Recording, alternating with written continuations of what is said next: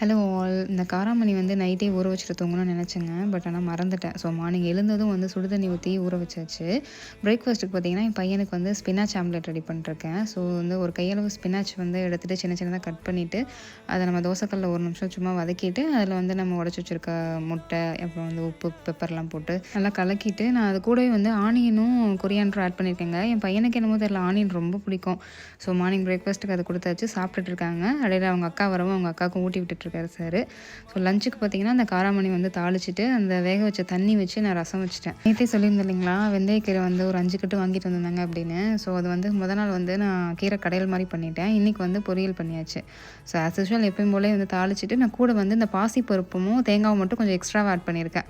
ஏன்னா அது வந்து கொஞ்சம் கசப்பு டேஸ்ட் இருக்கும் இல்லையா? ஆனால் இங்கே என்னமோ வந்து கொஞ்சம் கசப்பு கம்மியாக தான் தெரியுது, நம்ம ஊரில் சாப்பிட்டது காட்டிலும். பட் எனக்கு வந்து எப்போவுமே தேங்காய் ஜாஸ்தி போட்டு சாப்பிட்டா பிடிக்கும். அதனால் அந்த மாதிரி பண்ணியிருக்கேன். நம்ம இன்னொரு சாட்ஸில் பார்க்கலாம். பாய்.